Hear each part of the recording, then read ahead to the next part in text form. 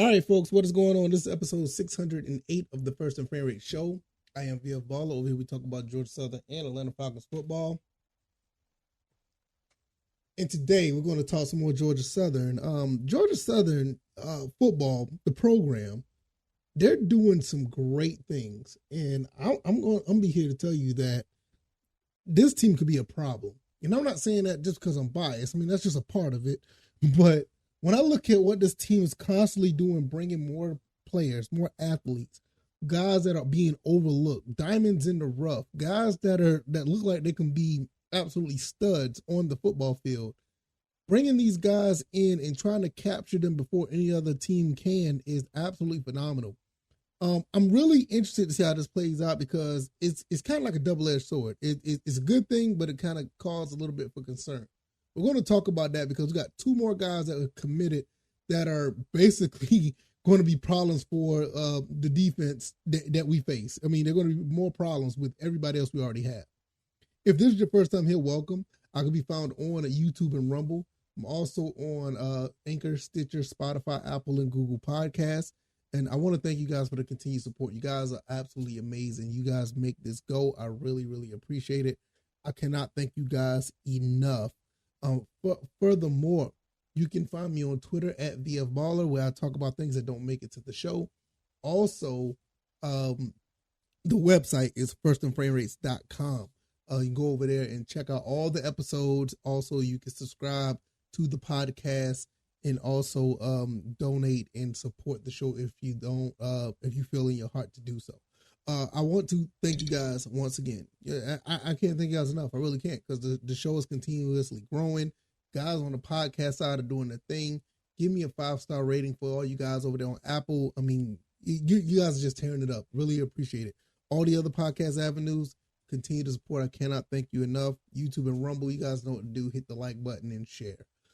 Let's just go ahead and get into this because we got two more guys that, pretty much not necessarily, can't say necessarily overlooked, but you can make the case that they are because these two guys here, along with all the other guys that we picked up within the past, a month and a half. I mean, these are kids that are, basically like not really been looked at for many, like by a lot of teams. One kid haven't been looked at all and end up being look like a hidden gem that's going to be a nightmare for people. I just got finished talking about him in a couple episodes ago, which I want to go down to make it and watch him play because it looks like he's electrifying. Then you got another guy from Jacksonville, Florida that I got on the screen here, Jordan Anderson, another wide receiver, 6'3", 195. I mean, how do you overlook these type of players and don't really give him a Power 5 commitment or a Power 5 offer? I mean, he was offered by a few schools, which, nothing against those schools, but I'm looking at this kid here and like, you can really make something happen with a kid like this. And thankfully that we have a coach like, Coach Clay Helton, and we also have, Brian Ellis and all the other guys, BJ Johnson, the wide receiver coach. I mean, we got guys that are here that's going to, they're going to coach these guys up to be very good.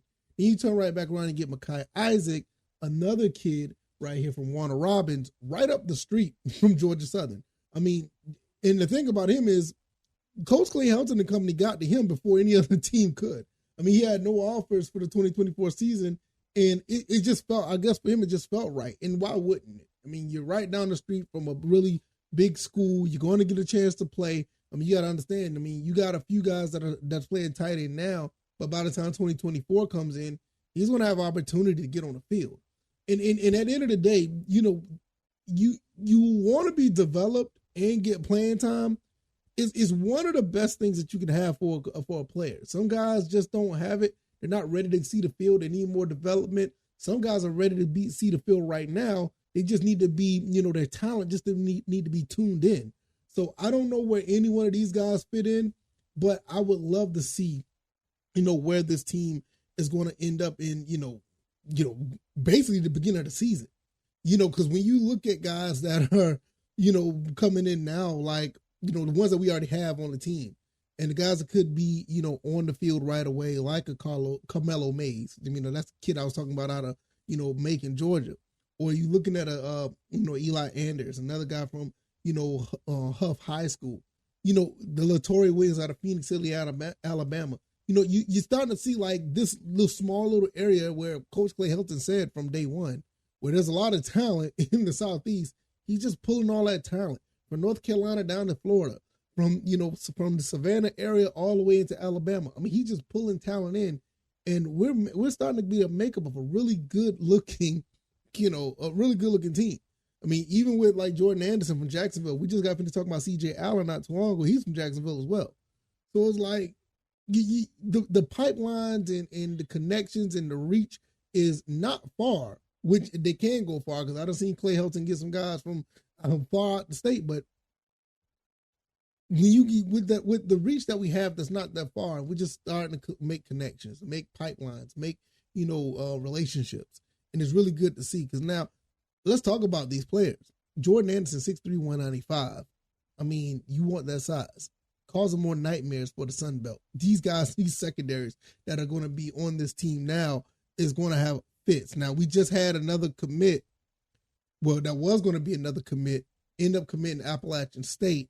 I think it was, it was Tashawn Sanders. I think he ended up going to Appalachian State. So now we're going to have an issue with him because he's going to be going up against our receivers. And I think it's just going to be a problem because we see App State every year, and you know how it is with Georgia Southern App State. We're going to be watching that matchup. Who he's going to cover? I mean, we got like 8, 9, 10 different wide receivers. We got like 4 or 5 good tight ends. I mean, not just Appalachian State. You look at Old Dominion. Ashton Whitner just went to Old Dominion. You know what I'm saying? So now you have, that Marshall would always have a pretty decent defense. Georgia State always play us tough. They even beat us around a couple of times. I mean, with us actually getting our feet, under our bearings, can we actually start beating those guys on a consistent basis? Because, like I said, last year we had no business losing to that team. I mean, that's a whole other story for another day I don't want to get into. But when you really look at what's going on here, Georgia Southern is on their way. You got a guy like Jordan Anderson that's going to be going with the other receivers that we have now. I mean, I think we got another 6'3" receiver a couple of years ago. I mean, not a couple of years last year in Marcus Sanders. So we got the size. Then you turn right back around and get Mekhi Isaac, 6'4", 205. So he's going to be around with Evan Lester. I think J.J. McCaffrey and Keaton is going to be gone next year. But you're going to have guys like, I think Evan Lester may still be around. I can't remember. But nevertheless, you're still going to have a big tight end, 6'4", 207. And they say this kid can move like a receiver. That is a nightmare for linebackers, safeties. They don't want those problems. And as long as you have a good quarterback that can get the ball to them, it's just going to be smooth sailing. We should be able to be throwing 250, 300, 350 on these teams. This is why this is so important that what Brian Ellis and Coach Clay Helton are doing. I mean, we got away from the triple option. We got away from the spread option. We still have prominent running backs that can run the ball, from the Jalen Whites, Terrence Gibbs. Don't get it twisted. We can run the ball. The O.J. Arnolds, we can run the ball. But you also have these guys that can catch out the backfield as well. And you don't want to see these guys in space. Jalen White, you don't want to see him in space. O.J. Arnold will get around you if he needs to. So when we're distributing the ball to like maybe 9 different people per game, it's going to be a really big problem. Look at what happened in Nebraska. Even though that game was 45-42, to be honest with you, that game should not have been as close as it was. It's just the fact that our defense just was not able to get stops like we should have. If we could have tackled, that game could have been a problem for Nebraska. I mean, we could have probably beat that team by like 20 points, but we just couldn't do nothing on defense. Nevertheless, the defense is starting to get better now. You bring the guys that we already on the team now. Then you bring Latoria Williams in. Who else I was talking about? Eli Anders, C.J. Allen, Simon Mathis. You got K'Mon Mathis, I think I said that. But we got a lot of young guys that are coming in on top of the ones we already have, and they look really good in the spring game. So when they start, if this is going to be any indication of what we can see in the future, this team is going to be a problem. I would like to see that. I made a bold prediction last year that we could have went 8-4. There were like 3 games that got away from us. We should have won 8-4.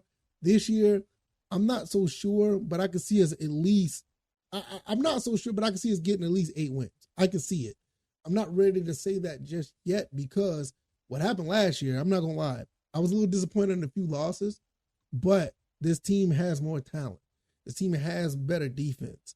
So when I look at what we have, we got to go to Ball State, go to Wisconsin. UAB's coming in town. You know, I mean, we play the Citadel. So I mean, the Sun Belt Conference who we play. So it's like we should get 8 wins. I'm not going to make it as bold as possible. I know when to hold them and know when to fold them. Not going to lie, but we should get 8 wins. You know, I mean, we got a lot of talent here, a lot of 3-star recruits that's coming in, that have come in and look like they're going to make a difference right away. And it's good to see us getting more pass catchers because, I mean, there's only one football. You only can get so much to throw around, but long as they have a pipeline to try to build these guys up to be better when the season's over, when the season is over and they're able to develop into that next year, and it's just going to be a pipeline of receivers and quarterbacks coming through that we can throw the ball around and be successful. We're going to be seeing years and years of success. I think last year, all things considered, was a success because of where we came from. We literally took a team that was spread option and turned them into an air raid offense, and look what happened. Some of the receivers that are there were just pure athletes. I mean, really outside of Derwin Burgess, everybody else is athletes. Caleb Hood, Sam Kinderson came from quarterback. Amari Jones did everything.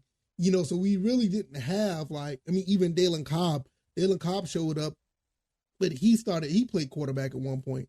So there's a lot of guys that just weren't bona fide receivers, did a phenomenal job. Now you're starting to get a Marcus Sanders. You're starting to get a Jordan Anderson. You're starting to get a Jalen Barton, Anthony Queeley. You're starting to get guys that are wide receivers that's going to be playing amidst all the other athletes that we have. It's going to be fun to watch. These secondaries, I don't see how they're going to be able to contain this offense. We thought we saw something special last year, and I've heard rumblings last year that it could be possible that we could have threw for 6,000 yards. I know that was a little far-fetched, but this year, I don't know, man. Davis Brent could be in a situation at least throw for 5,000. You understand? We was like a couple hundred yards off of 5,000 last year with the group we had. We have a better group this year. It could be a nightmare. So it could be a real big problem. If you like this commentary, hit the like button, share this podcast, subscribe to the channel if you haven't already. Let me know what you guys think. Mekhi Isaac, tight end 6'4", 207. Jordan Anderson, another wide receiver, 6'3", 195. More big receivers that are coming in, more pass catchers that are coming in. We still got a pipeline of quarterbacks that are coming in. We just got Tyler Budge coming in from Weddington High School from Matthews, North Carolina. Heard that he's really good as well. So I want to see how all this plays out because I got a feeling that a lot of players that are here, it could be a possibility that some of them just may not make it to the next step. We saw a lot of that. We've seen a good bit of that happen that last year where a couple of guys I thought that was going to be really good, and it's heartbreaking to see. But there's just a lot of talent on this team, and there's only one football to go around. But Coach Clay Helton, and they know what they're doing. I really, believe them, so we'll see. I can be found on YouTube and Rumble, also on Spotify, Stitcher, Apple, Google Podcasts. If you made it this far, I really appreciate it. Hit that like button. Give me a 5-star rating on that podcast avenue, and I thank you guys very much. It is Monday. We're going to jump into the Tuesday and move right along with the content. I want to thank you guys once again. I'm going to get up out of here. I'll see you guys next time. You guys take it easy, and you guys be blessed. Peace.